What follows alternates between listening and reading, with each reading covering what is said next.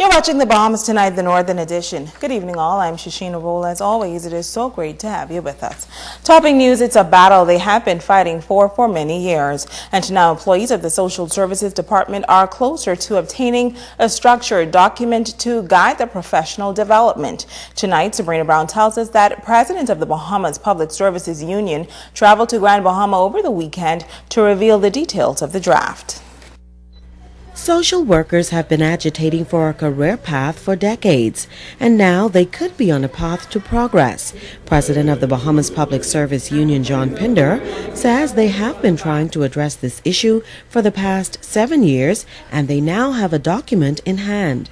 When this process began, we were looking at, because of the level of responsibility and because of the qualifications necessary for social services staffers to obtain, we were trying to bring them on par with the salaries that was equivalent to the Department of Labor. I think we were able to accomplish that in this final draft. Pinder says the negotiation process was not easy. In fact, he says there are still some challenges with the reclassification of probation officers. The ministry would like to change their name to social worker. The challenge there is that for them to advance after being reclassified, they would have to do some courses to cause them to qualify to be a social worker. And that was the biggest challenge there, and so we had to now write to the ministry asking for them to put a hold on the name change, because those group of probation officers wishes to be attached more to the judiciary system because they work closely with the courts. Area Vice President of the BPSU, John Curtis, says the retirement age within the public service is another issue the union is dealing with. There are some of our members or some employees of government who are made to be retired at age 60 opposed to age 65, understanding that they're not able to benefit fully from their national insurance until they reach age 65. So the union is working with the government to cause the government to understand that these persons are still productive and they can still be of benefit to the service to go to age 65. Sabrina Brown, ZNS Network News. Well, former chief analyst with the Department of Environmental Health Services, Mike Wallace, is concerned about the level of response to recent disasters. Grand Bahama is known as the industrial capital of the Bahamas, and it is expected that this sector will continue to grow. The island has also seen several oil spills off the southern coastline in recent time. Wallace believes there are ways to effectively address such crisis. He explored those avenues during a one-day workshop on Saturday at the Bishop Michael Elton School campus. Any emergency, such as oil spills, explosions, fires, road traffic incidents, or whatever, have a way of affecting the community adversely. What we're trying to do is to show that the community, if it were involved, could be involved in the process of preventing these kinds of incidents and effecting quick mitigation from the effects of these. It is only when the community is systematically removing areas of vulnerability do we achieve a safe community, and that's what we're after, a safe Grand Bahama, a safe Bahamas. As we prepare for the start of the 2013 Atlantic hurricane season, Wallace outlines areas that should be given greater attention. The major areas of vulnerability, as far as I'm concerned, are number one, the soft management of chemicals and hazardous substances. Number two, the soft management of waste in our country, throughout our country. Three, whether we are devising appropriate strategies to mitigate the adverse effects of global warming. And number four probably is how are we addressing issues of our immediate hurricane season of 2013. Are we looking at our premises, looking at our communities, looking at our business places, looking at our churches and schools?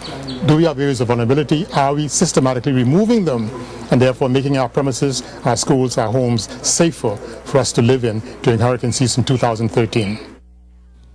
Well, a top teachers union executive applauding the government's decision to name Labor Day in honor of the late father of labor, Sir Randall Fox. Area Vice President for Grand Bahama, Quentin Rolle, says the honor is a reward for Sir Randall's sacrifices as he set the pace for the labor movement in the country.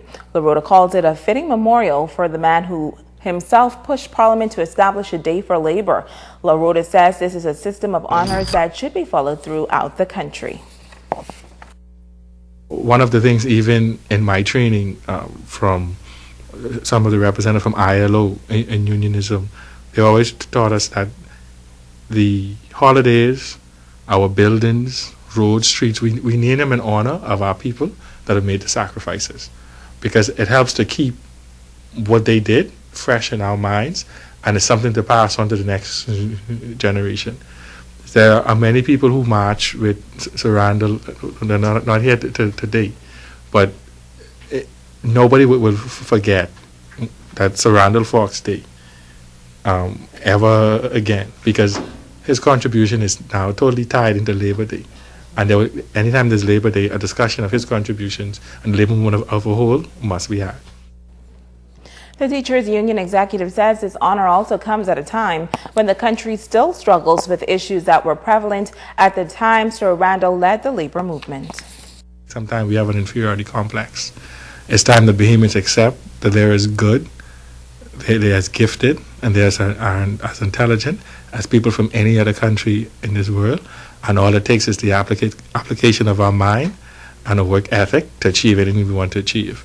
And I think the individuals that are in leadership position in this country should also reflect that they're proud Bahamians and they want to inspire pride in us. And we welcome people from everywhere. That's our nature. We're friendly people. But our mindset must always be that we are equal and we are as good, in essence, as anybody from anywhere. Now, Labor Day is observed on the first Friday in June. In other news, as the health industry continues to expand, one sector is celebrating the service it provides. This week, medical laboratory professionals are focusing their role in healthcare with the support of the Royal Bahamas Police Force. It is safe to say that without a laboratory in a hospital, doctors would not be able to determine the health of a patient as pertaining to the diagnosis, treatment, and prevention of a disease. As lab professionals from the Rand Memorial Hospital celebrate this all-important week, those in attendance also heard from pathologist Dr. Mandy Pettikin how these persons are doing more with less by utilizing available resources without dropping their standards. We're doing the best we can with what we have. We want to make sure that what we can do is done to the best that it can be done. So when we release those results, whatever it may be, that they can have confidence in what we're giving out. And as time, I'm sure things will get better. Eventually we will be able to offer more and offer everything.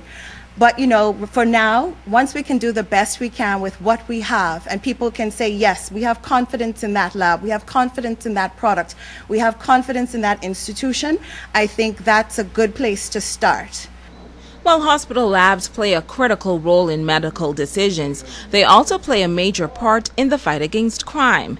Guest speaker Superintendent of Police Clarence Rackley focused on forensic science, which he says is a key component in his line of work. The Forensic Science Laboratory is comprised of several units. They are the Biology Unit, which examines bodily fluids, for example, in sexual offenses cases, and in the future, DNA analysis. There's a Drug Chemistry Unit, including controlled drug analysis, as well as arson substance analysis. A firearm/tool marking examination unit that deals specifically with ballistic. Rackley further highlighted the partnership between the hospital and the police. The use of scientific evidence may prove the innocence of an accused person charged before the courts. Gone are the days when eyewitnesses were the only strengths of the prosecution's case. It is noted that forensic science can be used to determine many things from the evidence only when it is collected properly, without any contamination. Hence, the need for police officers, in particular scenes of crime officers, to be proficient in crime scenes investigation. Police are investigating 2 armed robberies in the Freeport area. A gunman dressed in dark clothing with a white scarf tied around his face reportedly entered a residence in Heritage subdivisions around 4 o'clock on Sunday morning. The suspect held the occupants at bay and robbed them of $250 in cash. He was then able to escape on foot. And the second armed robbery occurred around 5 o'clock this morning in the Coral Reef Estates area. Reports are that sometime around 4:40 a.m. a man armed with a gun entered the home and demanded cash. The occupant was robbed of her handbag that contained close to $2,000 in cash. Police say they are actively investigating these matters and are appealing to anyone with any information that can assist with their investigation to contact the police at telephone numbers 350-3107 or 8-911-919 or contact your nearest police station. Police are also asking members of the public to be aware of their surroundings and to properly secure their homes and businesses at all times and to report any suspicious activity in their area to the police. Stay with us. The Bahamas Tonight, the Northern Edition continues right after this.